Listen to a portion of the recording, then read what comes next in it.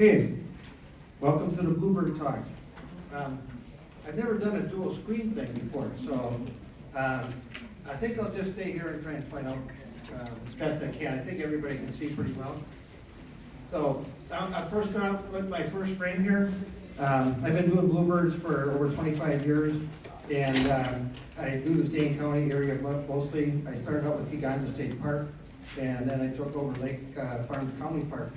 And at Lake Farms County Park, I had a couple of Peterson boxes, and one of the Bluebirds had built a nest in there, but the tree swallows were really giving them a hard time. So after work one day, I stopped on my motorcycle to see what was going on, and just about 8 tree swallows were fighting with the Bluebirds trying to take over the nest. And I wanted to get a picture of the Bluebird, and all I had was this was back in 2005 or 6. All I had was a 3 to 4 zoom camera, built Nikon camera when digital cameras first came out, and I had a pair of binoculars that were kind of like opera glasses in my tank bag on my motorcycle. And I held the binoculars up to the tree, and I used the digital zoom through the binoculars to get this photo. It's my first digital photography picture of a Bluebird. And you can see he's mad. And I doubt if he's alive anymore today. But he was really fighting those tree swallows. So, all the information that I collect in my trails, and I do about 5 of them in Dane County now, I report to Madison Audubon Society and the Bluebird Restoration Association, which I'm their editor now. I was the president for a couple of years. So that's where all my data goes when I collect. I monitor once a week. And then we have a booth at 803. So after the show, if anybody has anything they want to talk about, our booth is 803. When you go in the main doors, it's way to the far left. I did bring some materials to give away here. I got some of our newsletters from fall. Got a lot of information in it. It's always pertinent. Anybody, I see a lot of them have grabbed already. I did bring some membership forms. They have a lot of good information in them too. They're pretty much gone. But we have a special with the garden show going on. Instead of $20 a year membership, it's $10. All right, plug all that. I like to start out with this quote from Aldo Leopold, because the Bluebirds numbers really tanked in the 40s and 50s. And there's a lot of different reasons for it, but agricultural changes were going on, and the house sparrows were taking over some of the areas that Bluebirds nested in. So Lawrence Laney was out east, and he started the North American Bluebird Society, and he's the one who decided that we have to start putting out nest boxes and monitoring them to help Bluebirds. And basically, you know, what Aldo Leopold is saying here is we have to be willing to build them a habitat. And that's basically the premise of what we do with our Bluebird trail. So looking at the species, we got the male on top here, brighter colors, very aggressive, protecting the box, and you got the female. And she's got the darker gray back.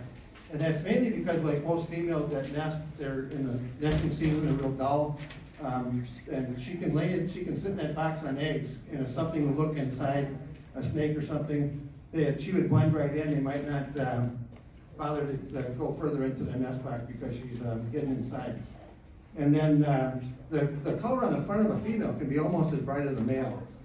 Generally, it's a little more muted, but I have seen females that are just almost as bright as that orange that a male has.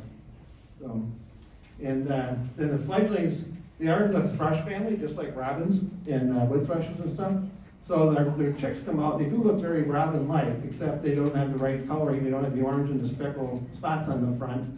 And they're a little bit smaller. They're the only thrush that nest in a cavity.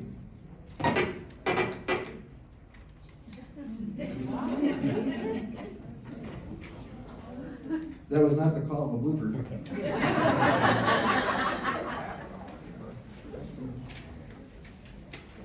It's back on. Oh. Glitches. There's too many people in the room.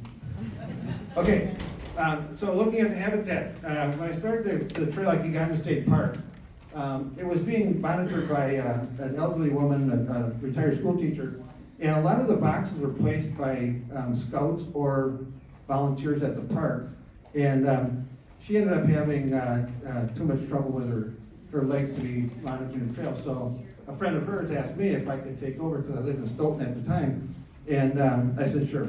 So I found out that 80% of their boxes were placed on one hillside, and the rest of the park only had a few of them scattered in it, and most of those were put in really tall grass prairie. And the little bit I knew about bluebirding at the time was this was not bluebird habitat. So I started to place the boxes around, and I kind of found this overflow parking lot with mowed lawn was perfect. The bluebirds can sit in these trees, they can find insects and drop down.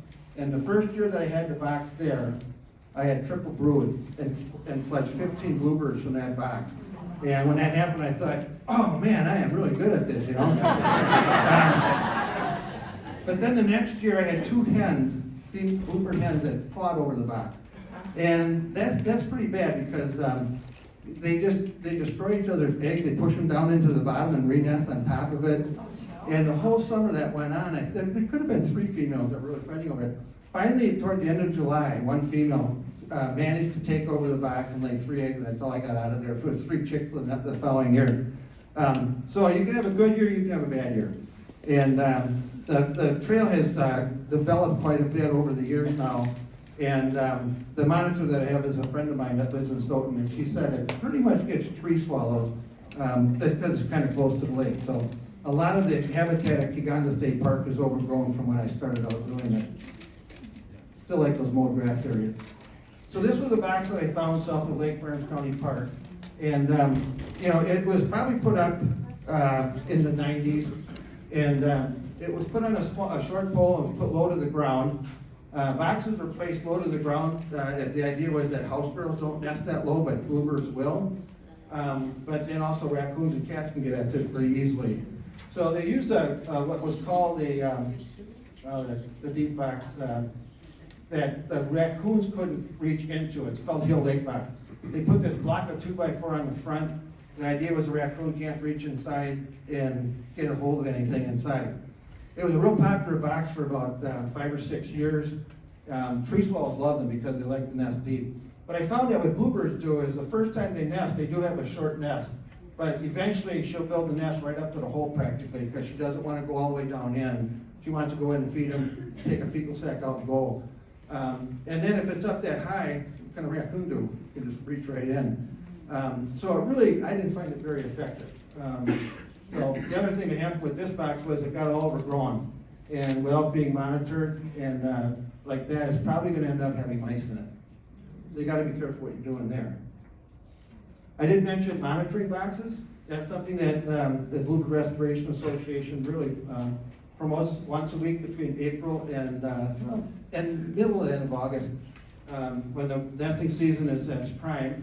Once a week we try and go out every 10 days at least or less, depending upon the weather. And we look inside the box, we record everything that we have, what type of nest it is, what species is nesting there. If it's a house sparrow, we try not to let them nest there. And then all that data that we collect from week to week, we keep track of everything. We ask the people to send us this basic information. It's real easy to fill out a form like that. It's in our newsletter, it's online. Can mail it in at the end in the fall.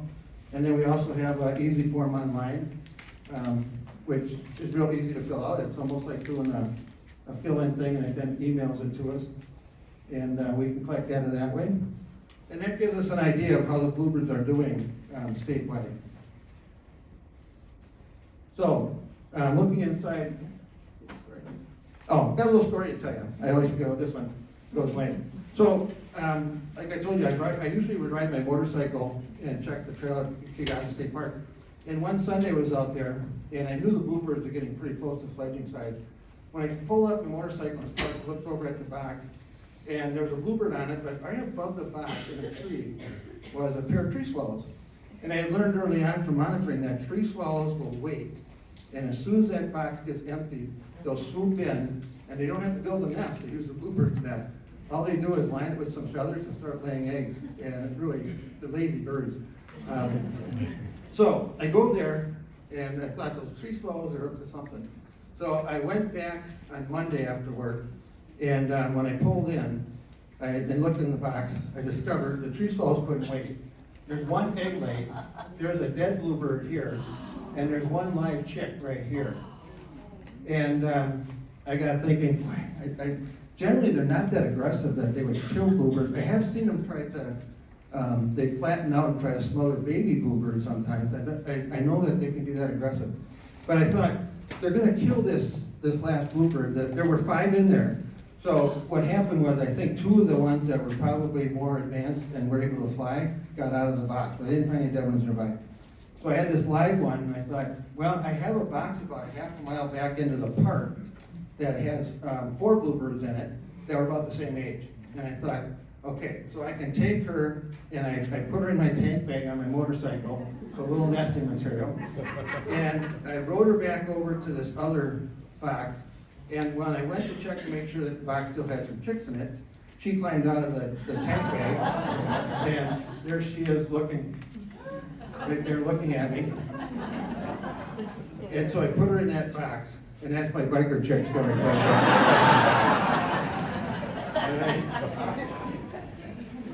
I went back a couple days later, and all 5 of those that were in that box had fledged, and there were no dead ones on the ground, so it was successful. See, adult bluebirds can't count, so if they got 4 or 5, they don't know, they just feed them. So, looking at the basics, we got the female that selects the box. So, the male will actually select the territory, attracts the female, and then she builds the nest, male defends the territory, and they both try the nest box. Now, the male will sometimes be sitting on the box with grass in its mouth, but she's not gonna let him get in there to do any decorating. She does all the nest building. He just does that to kind of show her that he can do it. So we place the box in an open area in the morning sun. That's just to warm it up a little bit faster. Especially April and May, that makes a big difference, because you know what Wisconsin weather's like in April and May. It can change in 5 minutes. We mount the box on a metal post, 5 to 6 feet above the ground. That's basically because most monitors can look inside of a box that's that tall. Bluebirds will nest higher than that, but then you have to have a ladder or some way of looking in the box, and then you have to clean up the box. It's a real pain. So 5 to 6 feet works really well. We face the entrance southeast. I also go southerly, mainly because our winds from the north-northwest are the coldest. And also, if we get wind off Lake Michigan, even all the way into Dane County, that northeast wind can really be cold. When Cornell did their study, they recommended northeast, but they don't have the Great Lakes over there. They're on the other side of the Great Lakes, so it worked for them, but I don't recommend it for here. So the spacing of additional boxes, we go with 100 yards, and that's basically because a pair of bluebirds needs about an acre of space around it. They don't want other bluebirds very close to them, and so we do the single box 100 yards apart. I know a lot of other state organizations that do bluebirds will recommend pairing boxes, and all I can say is if you're near lakes and marshes and you pair boxes and it works, don't change it. If it doesn't work and you find you're getting more tree swallows, then try the single box spacing. Near a tree is just so that when those fledglings come out of the box, they've got someplace safe they can fly to. You don't want them on the ground, because cats and raccoons and snakes and everything else can get to them if they're on the ground. And sometimes the parents don't find them if they get hidden in the grass. So someplace they can fly off to. They're very strong and ready to go when they leave the box. They don't just drop to the ground, they just fly right out. So, and the entrance hole being 1.5 inches, that kind of helps us to eliminate the starling, because they need a little bigger hole than that.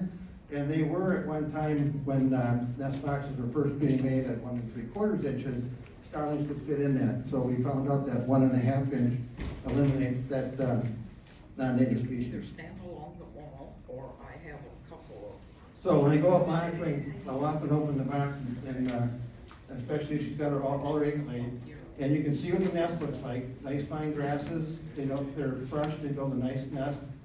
They don't use mud because the box holds the nest together, so robins need mud because they don't have that support.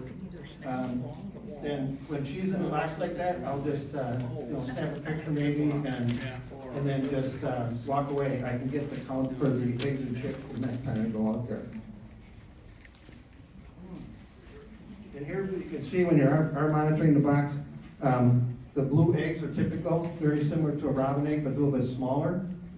This hen happened to use some pine straw in with the grass. in sandy regions, they tend to build nests out of pine straw more than grasses.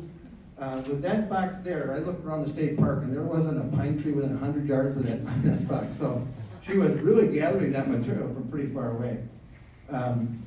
So the one that's down here are bluebird eggs.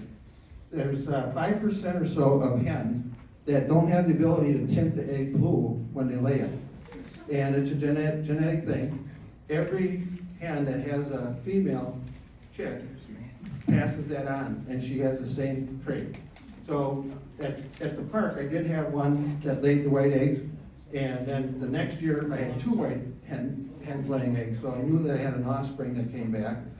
And it lasted for about 3 years that I could have white eggs in the nest boxes, and then that was it. They were gone. And I don't know if they moved on to other places around the park that, once people found that I was doing successful with bluebirds in the park that lived around the park, I noticed more bluebird houses that were going up outside the park. So, success breeds success. When you start monitoring, you'll see when you open the box, they sometimes think that your mom bringing food, and you see that bright yellow throat like that, and they're hungry. And you can just see how nice that pocket is that the chicks grow into. So it takes about 2 weeks of incubation for the hen before the eggs start to hatch. And the little chicks like this, after about 3 weeks, they become almost adult size. And these guys are probably within a day or so of fledging.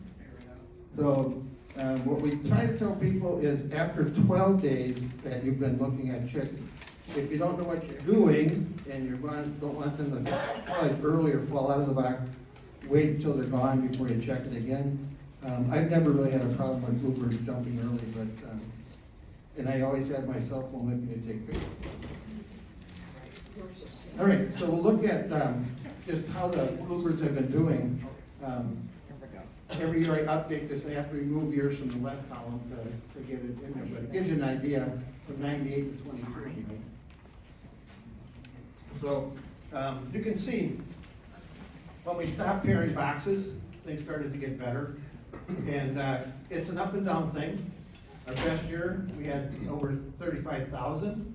That was a phenomenal year where bluebirds started nesting at the end of March, statewide. I don't know what was, the March weather was not real warm or anything different, but I started checking my trail just to make sure mice weren't in and just everything was cleared.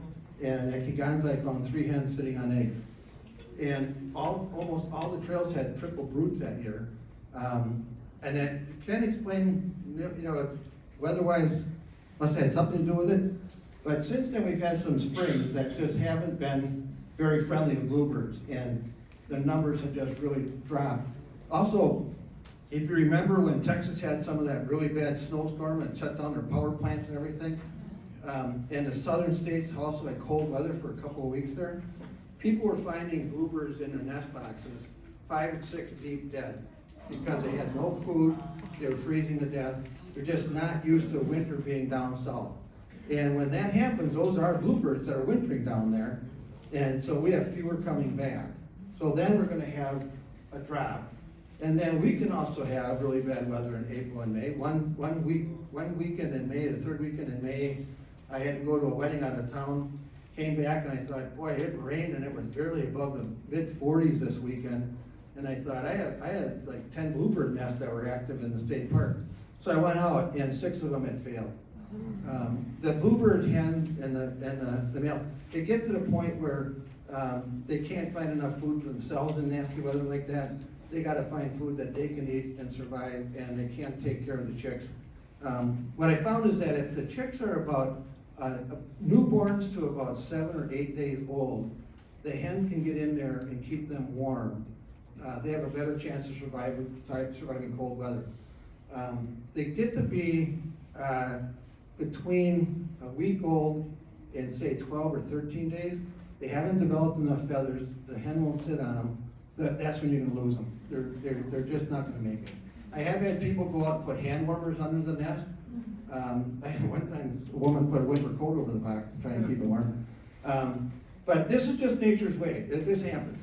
What I do when I find a failed nest, I clean it out, get rid of everything, nest material and the dead, And the bluebirds that like that box will come right back and nest again. And by then, you're getting into June, some of the temperatures start to warm up a little bit, you know, keeping your fingers crossed. So things can happen. One of the things I want to point out is this is when I joined the organization. And this is when I was president.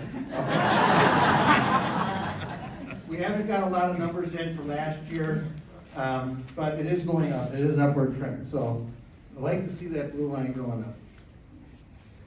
Unfortunately, we find that bluebird mortality is a thing we have to deal with. This happens to be one of my bluebirds that was starting to nest, and a male house sparrow killed it and started to put nesting material on top and sing to his sweetheart. Because about half of our bluebirds that we do fledge don't make it. And that's because they're migratory birds. They have to fly south, most of them do. About 10% of bluebirds do winter over in Wisconsin. I saw 9 of them out by Indian Lake State Park a couple weeks ago. I have a friend at Cross Plains that had a picture yesterday, and 6 bluebirds were at a mealworm feeder and feeding. They're hardy birds, you know, just like you can see robins feeding. Unfortunately, they do depend on buckthorn for food in the wintertime, and that's not a good plant to have bluebirds and other birds spreading. But anyway, that's kind of the sad part of it, is that we do lose a bunch. So. I did talk about other birds that are cavity nesters, and they do compete with bluebirds. This is the tree swallow. They're a nice bird, and they fly around catching flying insects. They're aggressive. If they have eggs or chicks in the box and you're just looking, even though you're there for 2 or 3 minutes, you can expect them to perch you here once in a while, because they are really, some of them can be pretty mean. The house sparrow is a real villain. We don't like them at all. We try to persuade people not to attract them if they can. House wrens can be nasty. They, you know, even in your backyard, they like to fill the box, every box with sticks and only nest in one. The males try to get more than one hen attracted to a neighborhood. And with bluebird trails, if you're too close to trees and shrubs, and wrens will want to nest in it, they do sometimes come in and break the eggs and cause trouble for bluebirds. I try to keep my boxes out in the open, try to put it in the shorter grass areas, not the tall grass areas. Maybe a tree or something nearby, but not real thicket type stuff. Chickadees are great little birds to have, whether you live in the city or in the country. They're one of the hardiest birds around. I mean, even if you go up north when it's sub-zero, they're out there singing and feeding. It's just amazing how chickadees can survive our conditions. But when I get a chickadee nesting in a box, they put really fine grass, mossy stuff in the bottom of a nest box. And because I like them, and I know that if they build a nest and put eggs in it, a tree swallow or bluebird will come in and flatten it out and take over the nest box sometimes. So as soon as I see that green material, I put a little 1 1/8 inch reducer hole over the front of the box. And then only the chickadee, and maybe a wren, but chickadees nest earlier, can use that box. And chickadees only nest once per season. So once they get their fledglings out, and they will have 6 or 7 chicks in there, and it's so cute to watch them develop, and you see these little tiny bluebird or wrens with or chickadees with the black caps on. They're done by early June, usually by Memorial Day or first part of June. They'll fledge. I'll take that reducer hole off and let the box go back to a larger bird. And oftentimes I'll get a bluebird pair that'll come in right after the chickadees and use the box for the summer. So that's my little trick to them. The European starling used to be an issue when they tried to make the holes a little bit bigger in the early days. People thought that the hens with an egg in their body needed more room to fit through the hole, but the 1 1/2 inch does seem to work and eliminated the starling. I do also monitor kestrel boxes for Madison Audubon, and that is a real headache for kestrel boxes. They love those boxes that are about 12 feet tall and deep, so I don't like starlings either. So here's our house sparrow. They're not protected by law. You can trap them and kill them if you want. I don't really like to do that, but they're not protected, so they're very difficult to get rid of. I used to just try and pull the nest out of the nest box, but it takes about 5 or 6 weeks before that pair will give up on that box. And by then, you lost half of the nesting season almost, and that doesn't guarantee if a bluebird comes and uses that box that they won't come back and cause you trouble too. So I just try to find habitats where there aren't house sparrows when I put up my boxes. And most of my boxes are in county parks, state parks, or somebody that I know that has a pretty good rural property that looks pretty good for bluebirds. And I got Albert Park in Madison. I didn't have bluebirds this past year, but for 7 straight years I had 2 pair of bluebirds at Albert Park. I don't know why they didn't return this past year, other than they could have been affected by the weather down south. Otherwise, I have Blue Mounds area and Verona area pretty much covered where I monitor trails. And then I manage trails. The people that monitor boxes for me, but then I do repairs and moves and boxes and stuff like that. So I keep pretty busy with it during the summertime. But house sparrows will destroy bluebird eggs and kill the young. And the thing is, don't feed them. You know, whatever you do, even if I live in the city, and I don't want to feed house sparrows. So basically, if I use niger, black oil sunflower, and safflower, those are, and I do put up peanuts for chickadees and nuthatches, but those are generally seeds that they don't like, although they will sometimes come. So a little trick that I learned many years ago when I lived in Stoughton was that if you put fishing line, a little bit of fishing line on your bird feeders, they love peanuts. All I do is tie that little piece on there, or just tape a little piece here. And I don't know if it's ultraviolet light that goes through that bothers them, but immediately house sparrows will stop feeding at that bird feeder. So if you have a bluebird box and you feed the birds and you're feeding house sparrows, they're gonna go to that box and want that box. But I don't harm the house sparrows this way. I just don't let them pick out all that expensive bird food. And I have about 12 species of birds in my backyard on the west side of Madison now. And the house sparrows come and use the bird bath, or they feed on the ground, but they never pick out. Like if I didn't have a piece of wire or fishing line on that peanut feeder, there'd be 6 of them on there at a time, just eating all those peanuts out of there. So it doesn't work on bluebird boxes, unfortunately. I wish it did. I wish you could just put a little piece of fishing line on a bluebird box, but their drive to reproduce is too strong. Apparently they can feed in my neighbor's yard where he has about 60 of them eating really cheap bird seed. All right, that's it on house sparrows. So then we go to predator guards. And so one of the things is you have to keep raccoons and cats from getting up into the nest boxes. And so a guy named Noel came up with this guard to put on the box. And this one's just screwed on, but I kind of thought that raccoons would easily just probably yank that off. So I started making them with a wooden block and then put it on, and then fasten it right to the front of the box. And at Uganda State Park, they expanded their campground, I think it was around 2012 or 13. And when they expanded the campground, a lot of the people started to feed the raccoons marshmallows. And the raccoon population kind of exploded there.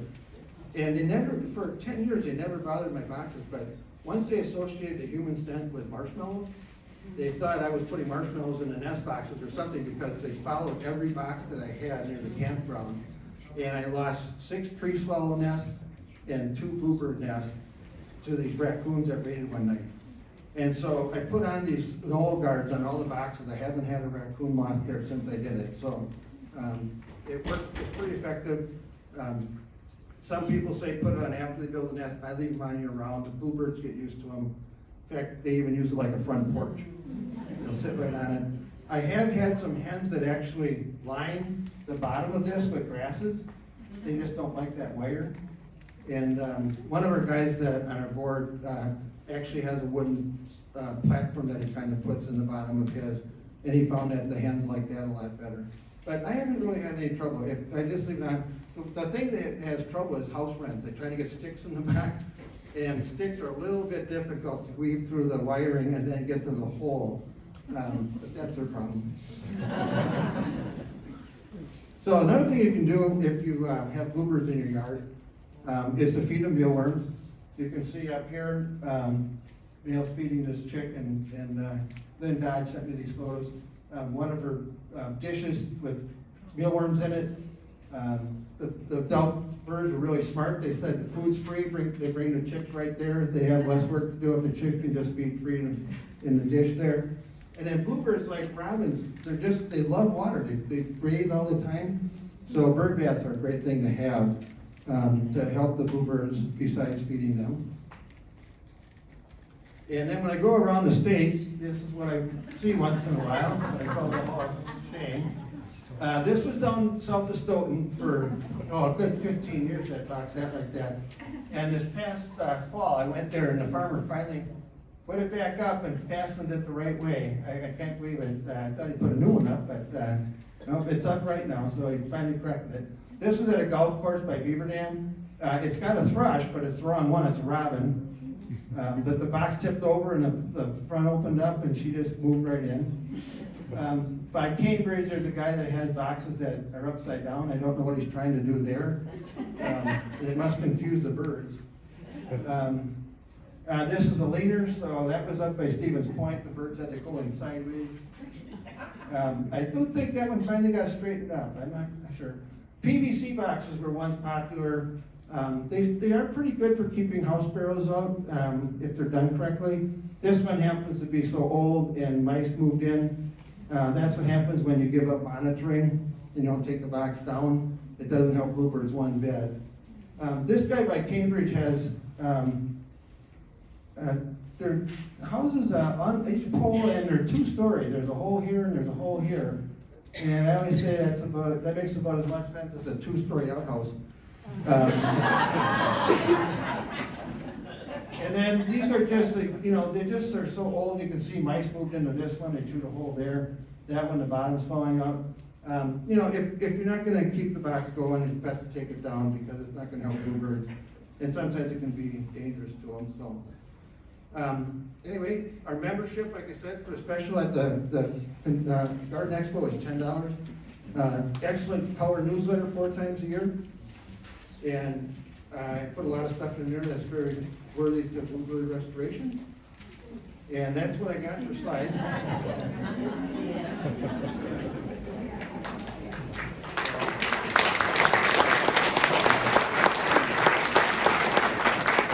We've got time for questions. I think I covered everything, but I'll bet you somebody has something in here. Yeah, right here. The metal post. The metal post is mainly to make it more difficult for predators to climb up. But really, raccoons are really good with their pullable thumb. They can pull themselves up. So we used to say waxing a pole was a good idea to make it slip. But really, putting a cone on the pole or putting a raccoon guard in the front of the pole are good ways to stop the raccoon. One thing I didn't put in there is, and I should, is problems you have once in a while with bugs. No-see-ums or turkey gnats come out when it gets suddenly hot and humid in spring, late spring, and those gnats will come out at night and feed on bluebird chicks, and they'll drain them, dehydrate them, and kill them.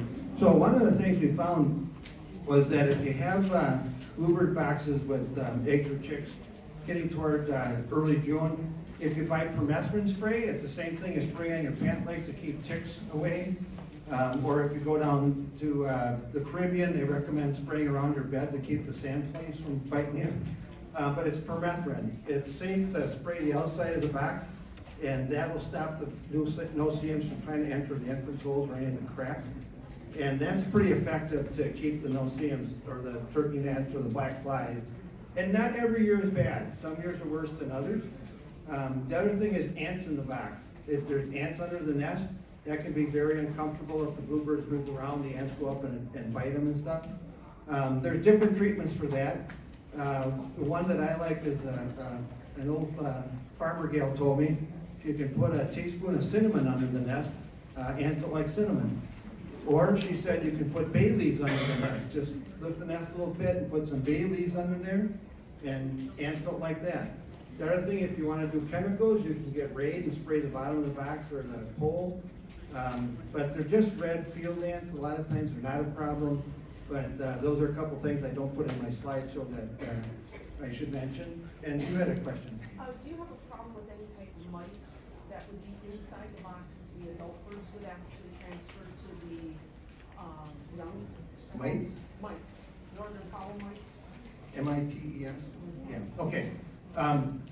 Generally, bluebirds don't carry mites around.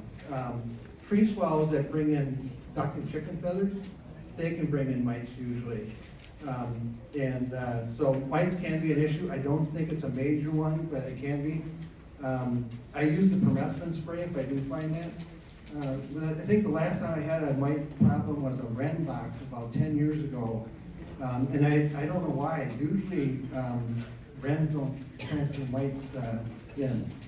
And blowflies were another one that was an issue in damp nests. Blowflies lay eggs underneath, and then the larvae hatch, and they can go up and feed on the young. But that is not a big problem in Wisconsin. I've never really had too much trouble with blowflies. With that, they recommend just elevating the nest and using a little bit of hardwood cloth to give about a 1/2 inch space, and then the blowflies drop to the bottom, and they can't get back up into the nest for the young. But it's not a major problem that is really worth worrying about too much. Yeah. What do you use to grease or oil the bowl?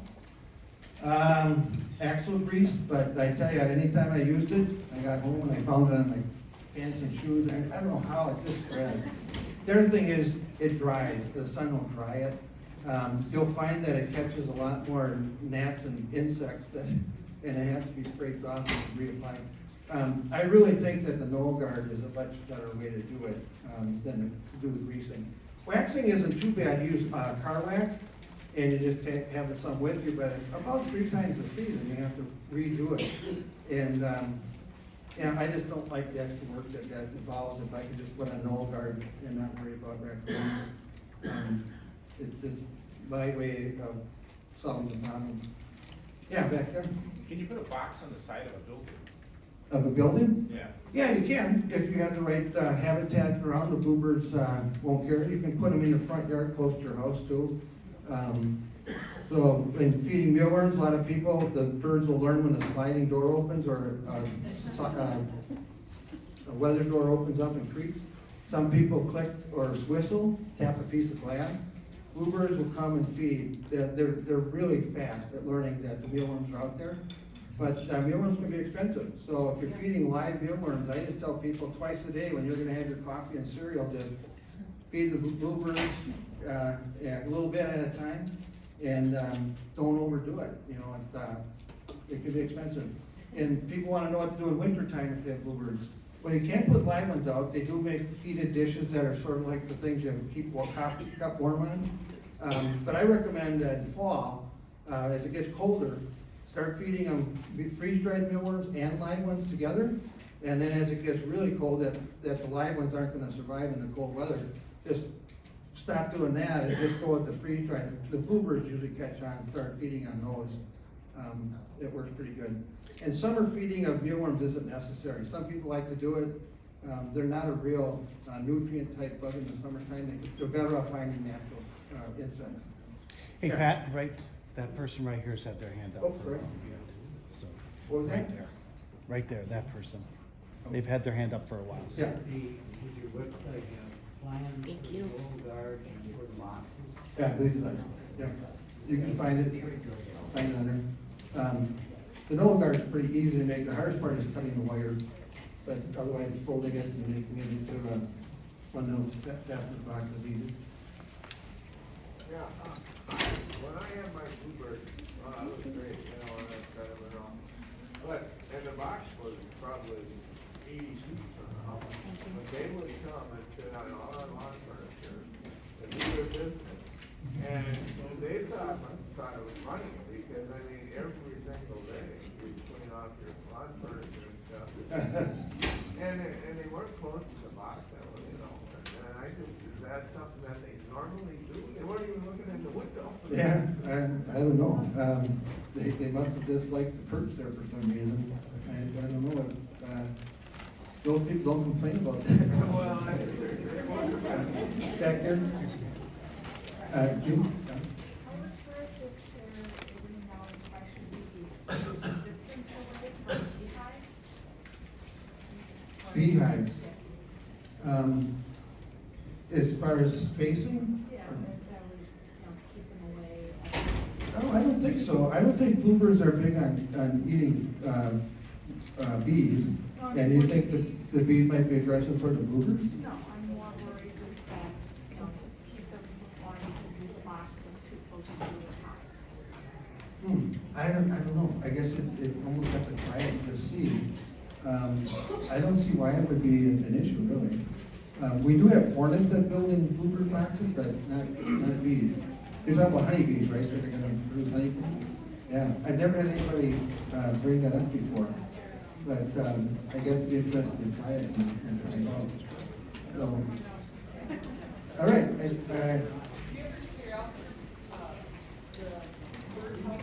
clean them out?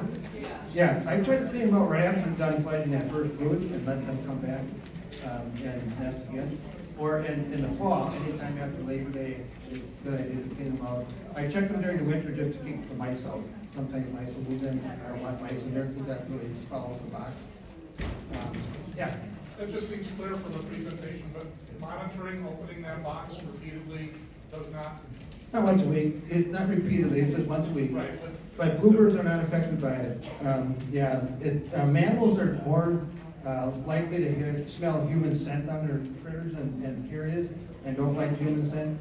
But birds don't have a really strong sense of smell, and they have a real strong sense of feeding their young and reproducing, so it really is something. Some people actually handle the bluebirds or tag them and stuff, if they're licensed banders. So they can take quite a bit of activity without being disturbed. But I just get my numbers and take off. So, yeah, back there. Have you had any success or experience, I guess, with monitoring using like wildlife cameras inside the boxes or around the box? Putting monitors or cameras in the box. Or do you always manually check? You don't use Yeah. cameras to- Well, we had a guy in La Crosse that used to have a deeper box that he put a camera in so he could see what the activity was. And he was having a problem with raccoons that were raiding a box that he thought was raccoon proof. And then a friend of his who ran a security service said, well, let's put up a night camera. And he found out that the raccoon was not stopped by this predator guards at all. And actually, camera work that I've heard of. There was some kids at Middleton Cross Trains about 8-9 years ago that knew about the house sparrow problem, and they wanted to do facial recognition with a camera inside. They thought if it would recognize the house sparrow, it could trip a trap that would close it, and if it was a bluebird, it wouldn't. But they couldn't get the software to recognize a bluebird from a house sparrow. But those kids are so smart that I'll bet you any day somebody's gonna come up with something that's like that, and it's gonna be really cool. We won't have to worry about house sparrows so much. But, unfortunately, it's not there yet. So if you have any other questions, I gotta get out of here because there's another talk coming. But come to 8:03, and thanks for coming.